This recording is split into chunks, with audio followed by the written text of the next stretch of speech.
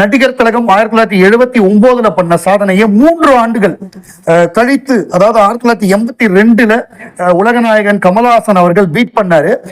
சகலகலா வல்லவன் பேர் ஏன் வச்சாங்கன்னா, கமல்ஹாசன் அவர்களுடைய எல்லா திறமையும் காமிக்கணும், இது முழுக்க முழுக்க கமலுடைய ரசிகர்களுக்காகவே எடுக்கப்பட்ட படமா இருக்கணும். சண்டை காட்சியா இருக்கட்டும், நடன பாடல்களா இருக்கட்டும், நடனமா இருக்கட்டும், அதே மாதிரி சென்டிமெண்ட் காட்சிகளா இருக்கட்டும், எல்லாமே இதுல பாத்தீங்கன்னா ஒரு சிலம்பு சண்டை இருக்கும், ஒரு சகதி ஃபைட் இருக்கும், ஒரு டிஸ்கோ டான்ஸ் ஒன்று இருக்கும், கிளாமரான ஒரு சாங் இருக்கும். இது மாதிரி எல்லாமே கலந்து இருக்கணும் இந்த படம் அப்படின்னு முடிவு பண்ணி சகலகலா வல்லவன் பேர் வச்சுட்டாங்க. டைட்டில் வச்சதுக்கு அப்புறம் தான் பெரிய இடத்து பெண், புரட்சி தலைவர் எம்ஜிஆர் நடித்த பெரிய இடத்து பெண்ணையே உல்டா பண்ணி இந்த படமா எடுத்தாங்க. இதுல மெயினா வந்து இளமை இதோ இதோ சாங், அந்த ஹாப்பி நியூ இயர் சாங் வந்து பயங்கரமான ஹிட்டு. அதுலயும் கமலோட புகழ தான் பாடியிருப்பார் கவிஞர் வாலி. ஹிந்தியில போய் கூட நான் ஜெயிப்பேன், ஏக் துஜே கேலியே ஏண்டி நீ பாத்தியேன்னு வெற்றி நடை போடுவேன், ஹிந்தியிலும் பாடுவேன், வெற்றி நடை போடுவேன்ங்கிற வரியெல்லாம் வரும்.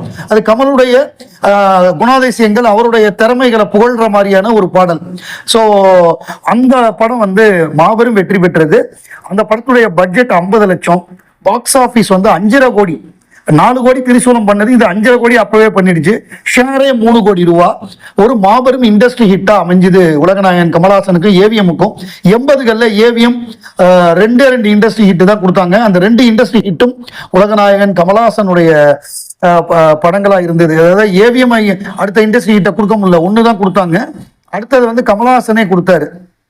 இது வந்து இந்த படத்துடைய பாடல் இன்னைக்கு நியூ இயர் அப்படின்னா, இன்னும் இந்த 31ஆம் தேதி நைட்டு வந்து டிசம்பர் 31 12/1 இந்த பாட்டு தான் எங்க பார்த்தாலும் கேட்கும். இதை அடிச்சுக்கவே முடியாது. இந்த படம் வந்து 82 வந்து கிட்டத்தட்ட 50 வருஷம்.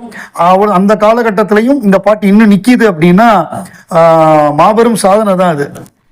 80களில் 2 இண்டஸ்ட்ரி ஹிட்டு, சகலகலா வல்லவன், அபூர்வ சகோதரர்கள். 90களில் ஏராளமான மாபெரும் வெற்றி படங்கள். உதாரணமா சொல்லணும்னா தேவர் மகன் சொல்லலாம், இந்தியன் சொல்லலாம், அவ்வை சண்முகி சொல்லலாம், அந்த மாதிரியான வெற்றி படங்கள். அதுக்கப்புறம் பார்த்தோம்னா லேட்டஸ்டா வந்து விக்ரமுக்கு முன்னாடி தசாவதாரம், வேட்டையாடு விளையாடு. ஸோ இந்த மாதிரியான ஏராளமான வெற்றி படங்கள்ல வந்து அவர் வித்தியாசமான படங்கள் பண்றது, விருது வாங்குறது அப்படின்னு ஒரு பக்கம் இருந்தாலும், வசூல்ல புது மைல்கல்ல தொடணும், புது ஏரியாவை வந்து நம்ம வியாபார எல்லைகளை விரிவுபடுத்தணும் அப்படிங்கிறதுல வந்து அவர் தொடர்ந்து முயன்று அது வெற்றி பெற்றுக்கிட்டே இருக்காரு. ஸோ அடுத்தாப்புல இப்போ KH-237 அது வந்து ஒரு மிகப்பெரிய ஒரு ஆக்ஷன் படமாக அந்த படம் இருக்கும்.